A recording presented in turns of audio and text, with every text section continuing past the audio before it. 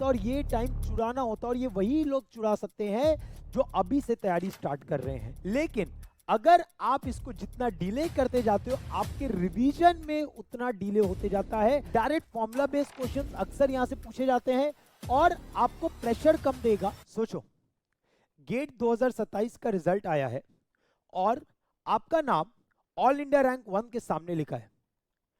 लेकिन मेरा एक सवाल है, आज से उस दिन तक आप क्या करेंगे? नमस्कार दोस्तों, मेरा नाम है अभिषेक भारतीय और इस सेशन के माध्यम से आज आपसे मैं डिस्कस कर रहा हूं कि किस तरीके से गेट 2027 के लिए हम आज से एक स्ट्रॉन्ग फाउंडेशन बिल्ड करें। चाहे आप सेकेंड ईयर के हो या थर्ड ईयर के स्टूडेंट हो, ये सेशन आपको एक क्लियर प्लानिंग, मोटिवेशन और एक गाइडेंस की तरह आपको मदद कर रहा होगा। अभी अक्टूबर 2025 चल रहा है। बहुतों के दिमाग में होगा कि अभी गेट एग्जाम को लगभग 16 महीने बचे हैं, बहुत टाइम है हमारे पास, आराम से करेंगे। लेकिन मेरे दोस्त, ये इतना भी आसान नहीं है। More than 10 core subjects, mathematical basis, आपका पीवाईक्यूज, डीपीपीज, टेस्ट, रिवीजन, ये इतना भी आसान नहीं होता जितना आसान आपको लग रहा है। टॉपर्स और एक एवरेज स्टूडेंट में यही अंतर होता है, अर्ली स्टार्ट। आप अगर आज स्टार्ट करते हो तो आप अपने सब्जेक्ट्स को ज्यादा से ज्यादा टाइम रिवाइज कर पाओगे।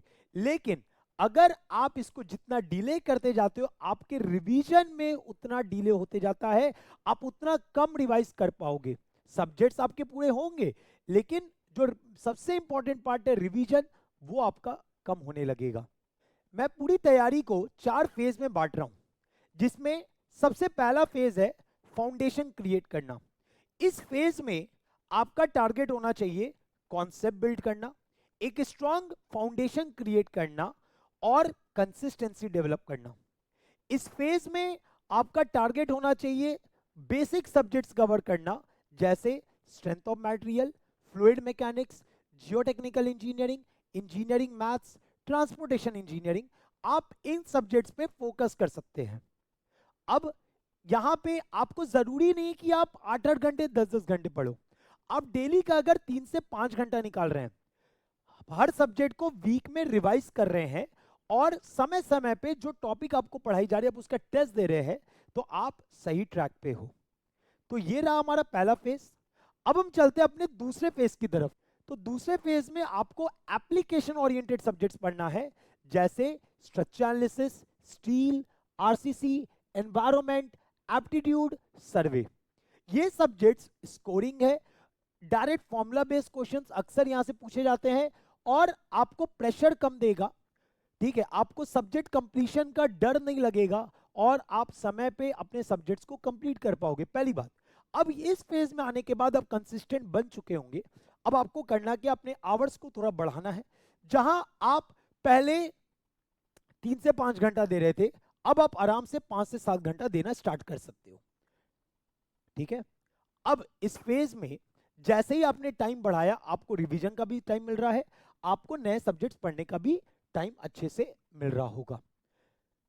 इस फेज में आपको हर हफ्ते, मतलब एक अल्टरनेट हफ्ते, मतलब एक वीक छोड़ के आपको टेस्ट लिखना है, वीकली रिवीजन करना है अपने सब्जेक्ट्स का, शॉर्ट नोट्स पे रिलाई करना स्टार्ट करना है जो सब्जेक्ट्स आपने फेज 1 में पढ़ा था, और तैयारी को आगे लेके चलना है। तो ये रहा हमारा फेज 2 का part. Now coming two phase 3, जहां पे आपको जितने भी आपके बाकी सब्जेक्ट्स हैं जो आपके बचे रह गए, वो सारा आप फेज 3 में कंप्लीट कर रहे होगे। तो इस फेज में, ये फेज आपका आना चाहिए by the end of October और सितंबर।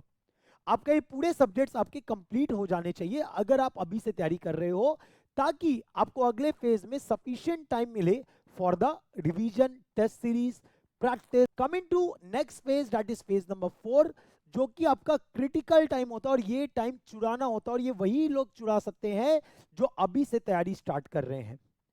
दोस्तों, ये फेज होता है जब आप अच्छे से रिवीजन कर रहे होते हो, ये फेज होता है जब अच्छे से आप मॉक लिख रहे होते हो।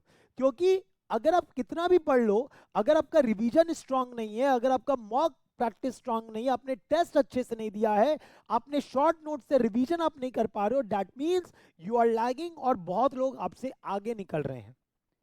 तो ये वो फेज होता है जहां पे रिवीजन और मॉक चल रहा होता है। जनरली अगर आप टॉपर्स को देखोगे तो टॉपर्स इस फेज में ज्यादा से ज्यादा मॉक लिखता है, जहां पे 15 से 20 मॉक कहीं नहीं गया वो लिख रहा होता है। सो ये वो फेज है जहां पे आपको रिवीजन और मॉक पे ध्यान देना है, ज्यादा से ज्यादा बार रिवीजन करना है, कोशिश करना है एटलीस्ट 3 से 4 बार तो इस फेज में आपका पूरा सब्जेक्ट रिवाइज हो जाए। और इस फेज में रिवीजन 3 से 4 बार कैसे हो सकता है, when you rely on the short notes, और इसके लिए आपको आज से स्टार्ट करना होता है। देखो सिविल इंजीनियरिंग में सबसे बड़ा प्रॉब्लम है, सिविल इंजीनियरिंग के बच्चों में सबसे बड़ा प्रॉब्लम है कंसिस्टेंट नहीं रहते। 3 दिन पढ़े, 3 दिन छोड़ दी पढ़ाई और फिर गिल्ट। अगर आप चाहते हो कि आपको गेट 2027 क्रैक करना है और बहुत अच्छे रैंक से क्रैक करना है, you have to come within single digit rank, तो आपको आज से एक एक्सक्यूज देना कि यार मैं यहां जा रहा हूं, मैं वहां जा रहा हूं, मैं इस कारण से नहीं कर रहा हूं, ये बंद करो देना। टॉपर वो नहीं जो सब जानता है, टॉपर वो है जो कंसिस्टेंट रहता है और कंटिन्यूअसली पढ़ाई करते रहता है। नॉलेज कम होना प्रॉब्लम नहीं है, लेकिन वो नॉलेज हर सब्जेक्ट में होना ये इंपॉर्टेंट है। अक्सर देखा गया है गेट में वो लोग टॉप नहीं करते जो लोग सब जानते हैं, गेट में वो लोग टॉप करते हैं जो मेहनती होते हैं और कंसिस्टेंट पढ़ाई करते हैं।